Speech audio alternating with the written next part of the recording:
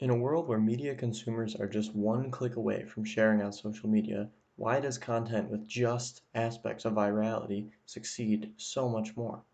What's a good balance between hard-hitting journalism and entertaining, interesting content that people actually want to read? That's the idea Morgan and I researched for our project.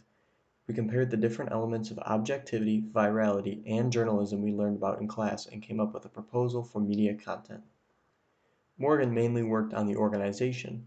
She scheduled interviews and found two sources to talk to. We both participated in the interviews and brainstormed and asked questions.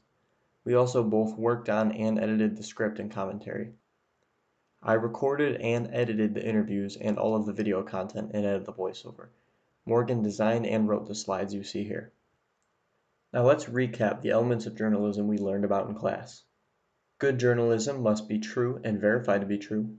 It must be loyal to the public. It should be interesting and relevant. It should have a responsibility to conscience, and it should be comprehensive and proportional.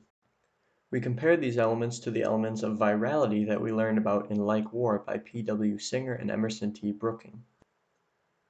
These elements are listed here: narrative, emotion, authenticity, community, and inundation.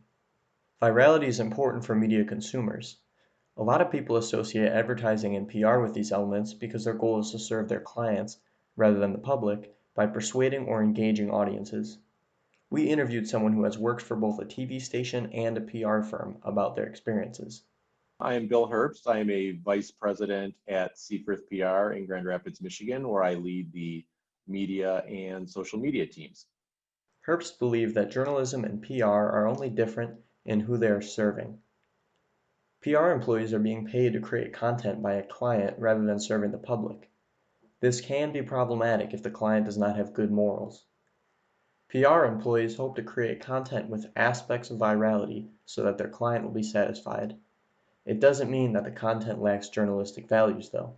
In PR, we're being paid for a service. So it's a service business, it's a service industry, which is one of the big things I had to learn. It's that you work for the client. So if you get to a point where they want to do something that is inconsistent with either my beliefs or my companies, my firms, then you've got to figure out how to do that. That can really be the challenge because we deal with, crisis communications and things that might not be positive, and you want to present it in an ethically honest, moral way. But if the client doesn't, you kind of hit an impasse, and then you have to manage that. Hi, my name is C.E. Sickinga. My preferred pronouns are he and him. I am a teacher of history, English, and journalism at Grand Haven High School, and I'm also the newspaper chair of the Michigan Interscholastic Press Association. We talked with CE about how things can get problematic when we mix the aspects of virality with journalism too much. There are so many people, or maybe so many forces out there that are trying to influence what we think and ultimately what we do. And knowing the objective truth, if we can actually get to that, I think is really important. I mean, you can take, I guess, the very obvious example that we're getting battered with every day is with the election results. There's certainly a lot of people that are claiming fraud. And when you see, 46 out of 47 lawsuits have been thrown out because they have no basis in evidence, and yet there are tens, maybe over 100 million people who seem to believe there may have been fraud.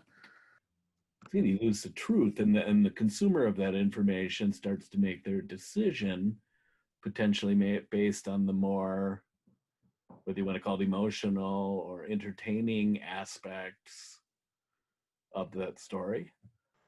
Values of virality can also be problematic when they conflict with original journalistic morals. Katie Tur is a broadcast journalist who covered the Trump campaign. She shared her story in her book, Unbelievable. What we noticed is that Unbelievable contains more elements of virality than the elements of journalism Tur would have been familiar with through her career in journalism. The book still contains facticity and balance, but it definitely focuses more on emotions, narrative, and the appearance of authenticity. The emotional aspect is seen in the way that Ter shares her feelings and thoughts with the reader. The narrative aspect is evident in the way that the book is structured as Ter's story with the Trump campaign. And the authenticity is seen in the intimacy of Ter's inner monologue that she shares with the reader. We know, or at least we hope, that Ter's main goal was to share her story. Her book does, however, cater more towards those elements of virality which happen to be the elements that make money and engage more audiences.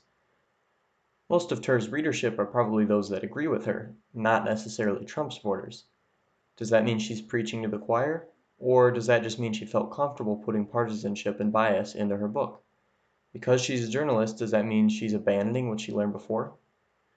And what does that mean for journalism as a whole when we have biased reporters? Maybe their conflicting values or elements impact the legitimacy of their reporting. Here's what Herbst and Sickinga had to say.